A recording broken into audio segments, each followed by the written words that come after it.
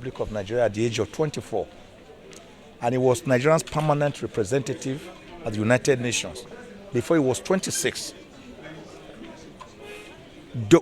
Dr. Jack Yakubu Gowon became head of state of Nigeria at the age of 32.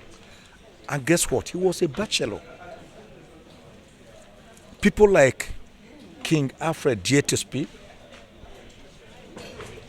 they became governors. Many of them, Dr. Sam Ogbemudia, at the age of between 28 and 30.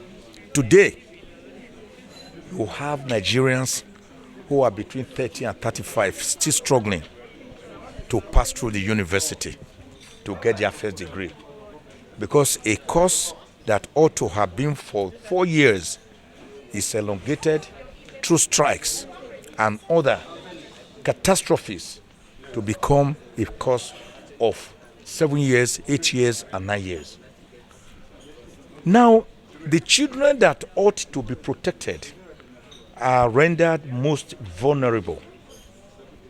In Nigeria, they go to school. In their schools, they are captured by Boko Haram, by kidnappers, by armed bandits, and their parents are made to pay ransom. In fact, in the one that happened in Kaduna, that one took on an higher altitude when the kidnappers now demanded from the parents of the kidnapped children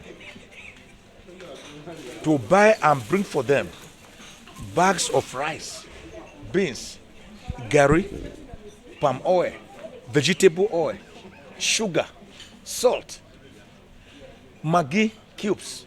They even dictated how many of these should be brought, or else they will kill their children. That was to keep the children alive for the purpose of ransom being paid for them.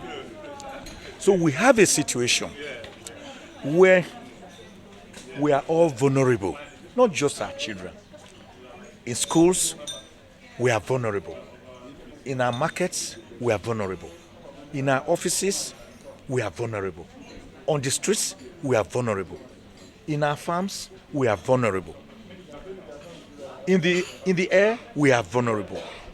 On the waters, we are vulnerable. Everywhere, there is problem. Nigeria has never had it so bad. And a country like that, without peace and tranquility, without security and welfare, which are the two primary purposes of government, can never progress. It will just suffer the fate of the barber's chair of perpetual motion on its axis without any progress. And that is why today's symposium, today's workshop on Nigerian children and insecurity is very apt, very apposite, and very timeless, because it presents us an opportunity to x-ray the clear and present danger of the multifarious problems that currently beset the Nigerian child, who, when he is not able to go to school, is also made a child laborer, selling gala and pure water on our streets, or married out as a girl wife to rich people between the ages of 12 and 16. That is not how to grow or develop a country. Nigeria must begin to go back to brass tacks. We need a new constitution for the people, a constitution to be subjected to a referendum for the Nigerian people. Why are we afraid of a referendum? Referendum simply means that the people buy into the document so that it does not just become plastic, it becomes animated. It carries the will of the people. It carries their imprimatur. It becomes legitimate. It becomes respected. It becomes autochthonous. It enjoys the will, respectability, and legitimacy of the people, as the American people did. in about 1788 in Philadelphia, when they met, people like George Washington, they met there and they agreed to have constitution after debating it between May and September. And they finally subjected what they arrived at to the people who voted into it. That was how they agreed on a presidential system of government. They agreed on the doctrine of separation of powers between the executive, the legislature, and the judiciary, a doctrine that was in 1748 propounded by the great French philosopher Baron de Montesquieu. It was there they agreed on the doctrine of judicial review, that even after the legislature has made laws, the judiciary can review the laws and strike them down where they feel that they are unconstitutional. The American Constitution is less than 8,000 words. And how many amendments? Less than 25 amendments.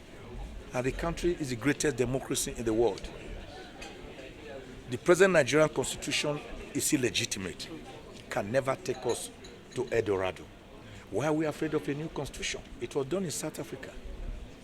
It was done in Sudan. It was done in Eritrea. It was done in Iraq, in Iran.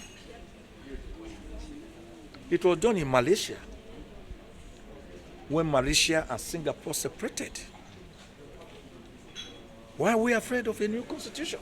Why are we afraid to discuss Nigerian problems? Why are we patching the walls? Each time the walls develop chaos and cracks, we patch them with mortar, with cement, and believe that the problem is over. When you come back the following day, the cracks are bigger. What do? You go to the bottom of the wall. You bring iron rods. You bring mortar. You basket it from the ground. Then you have a structure standing gidigba.